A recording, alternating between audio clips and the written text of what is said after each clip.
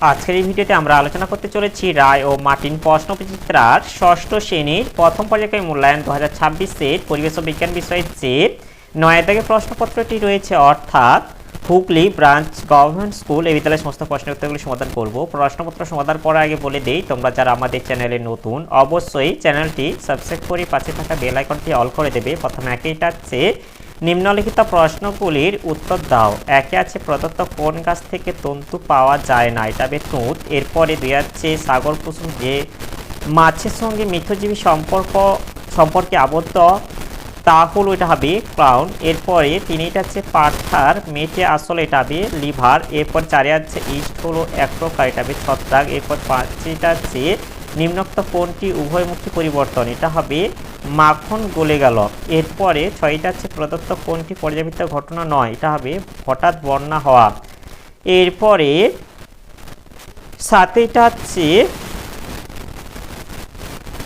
চাল থেকে মুড়ি হওয়া কোন ধরনের পরিবর্তন, এটা হবে রাসায়নিক পরিবর্তন। এরপর আটে আছে ফুটন্ত দুধে লেবুর রস মিশিয়ে ছানা কাটানো হলো, এই ঘটনাটি নিম্নোক্ত কোনটি উদাহরণ, এটা হবে রাসায়নিক বিক্রিয়ার উদাহরণ। এরপরে নয়টা আছে প্রদত্ত কোনটি অধাতু, এটা হবে সবকটি অর্থাৎ অক্সিজেন নাইট্রোজেন গন্ধক। এরপরে 10টা আছে প্রদত্ত কোনটি যৌগিক পদার্থ, এটা হবে খাদ্য লবণ। এরপরে 11টা আছে কার্বন টেট্রাক্লোরাইডের রাসায়নিক সংকেত হলো, এটা হবে CCl4। এরপরে 12টা আছে নুন ও জলের মিশ্রণ থেকে নুনকে পৃথক করতে কোন পদ্ধতির সাহায্য নেওয়া হয়, এটা হবে কেলাসন। এরপর 2 দাগে আছে নিচের প্রশ্নগুলির অতি সংক্ষিপ্ত উত্তর দাও।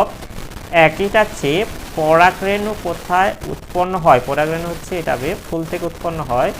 এরপর 2টা আছে আমাদের শরীরে ঢুকে পড়া জীবাণুদের ধ্বংস করতে সক্ষম এমন একটি ওষুধের নাম লেখো, এটা হবে স্ট্রেপ্টোমাইসিন। এরপরে 3টা আছে কার্বাইল কি হিসেবে ব্যবহৃত হয়, এটা হবে কীটনাশক হিসাবে। এরপরে 4টা আছে গাছের সবুজ অংশে গাছ তার নিজের খাবার তৈরি করতে পারে, এখানে কোন শক্তি দ্বারা কী ধরনের পরিবর্তন ঘটছে, এখানে যে সৌরশক্তি দ্বারা রাসায়নিক পরিবর্তন ঘটছে। এরপরে 5টা আছে CuSO4 এর সংকেতে উপস্থিত মৌলগুলির নাম লেখো, এটা হবে কপার, সালফার আর হচ্ছে অক্সিজেন। এরপরে 6টা আছে তরল ও গ্যাস মিশে দ্রবণ তৈরি হয়েছে এমন একটি উদাহরণ দাও, এটা হবে সোডা ওয়াটার। এরপরে 3 দাগে আছে নিচের প্রশ্নগুলির সংক্ষিপ্ত উত্তর দাও। একে আছে ধাতু ও অধাতুর মধ্যে দুটি পার্থক্য লেখো, এর উত্তর হলো এই যে ধাতু ও ধাতু, প্রথমে বিষয় হচ্ছে এক হচ্ছে ভৌত অবস্থা, এরা সাধারণ অবস্থায় কঠিন হয়, ব্যতিক্রম পারদ তরল ধাতু। এরপরে হচ্ছে এটা হবে সাধারণ অবস্থায় তরল গ্যাসীয় হয়, ব্যতিক্রম আয়োডিন কঠিন অধাতু। এরপর হচ্ছে 2 দৃঢ়তা, ধাতুগুলি সাধারণত দৃঢ় শক্ত ও ওজনে ভারী হয়, অধাতুগুলি ভঙ্গুর হালকা ও নমনীয় হয়। এছাড়াও আরও কয়েকটি পয়েন্ট আছে, এগুলি তোমরা দেখে নাও, এগুলিও তোমরা লিখে দিতে পারো। এরপরে 2টা আছে নুন লোহার গুঁড়ো ও বালির মিশ্রণকে কিভাবে পৃথক করবে, এর উত্তর হলো, এর উত্তরটি আমরা এখান থেকে বলে দেব।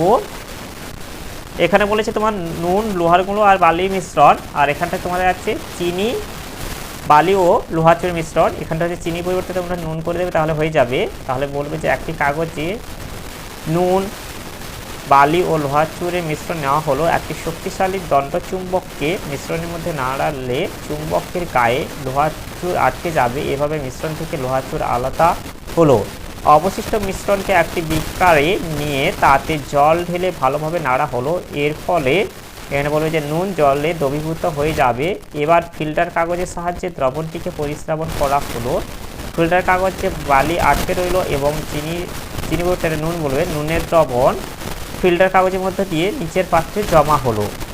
নুনের দ্রবণকে গরম করলে জল বাষ্পীভূত হবে, পাত্রে নুনের দানা পড়ে থাকবে, এভাবেই মিশ্রণ থেকে উপাদানগুলিকে পৃথক করা যায়। এরপরে 3টা হচ্ছে ম্যাগনেসিয়াম ধাতুর তৈরি একটি ফিতা আগুনে জ্বালালে এক রকমের সাদা গুঁড়ো তৈরি হয়, এটি কী ধরনের পরিবর্তন, এক্ষেত্রে যে সাদা গুঁড়ো পাওয়া যায় তার রাসায়নিক নাম ও সংকেত লেখো, এর উত্তর হলো এটা বলবে যে এটি হচ্ছে রাসায়নিক পরিবর্তন। আর এরপরে যেটা হচ্ছে এই যে উজ্জ্বল আলো তারা হচ্ছে তারটি জ্বলতে থাকে এবং সাদা গুঁড়ো তৈরি হয়, এটা ম্যাগনেসিয়াম এবং বাতাসে অক্সিজেন জুড়ে ম্যাগনেসিয়াম অক্সাইডের সাদা গুঁড়ো তৈরি হয়। এই যে ম্যাগনেসিয়াম ও অক্সিজেনের বিক্রিয়ার রাসায়নিক সমীকরণ হলো 2Mg, এটা হচ্ছে ম্যাগনেসিয়াম প্লাস O2 অর্থাৎ অক্সিজেন, তা উৎপন্ন হবে 2MgO অর্থাৎ ম্যাগনেসিয়াম অক্সাইড। এরপরে চারিটা হচ্ছে একটি করে রাসায়নিক ও ভৌত পরিবর্তনের উদাহরণ দাও যেখানে তা উৎপন্ন হয়। এর উত্তর হলো এই যে এখানে বলবো যে ওই যে জলে গাঢ় সালফিউরিক অ্যাসিড মেশালে অ্যাসিডের লঘু দ্রবণ তৈরি হয়, সেই সঙ্গে প্রচুর তাপও উৎপন্ন হয়, এটা বলে দেব। এরপরে এটা হচ্ছে ভৌতটা বলে দেব, এই যে তড়িৎ প্রবাহের দ্বারা লোহার চুম্বকে পরিণত করা এটা।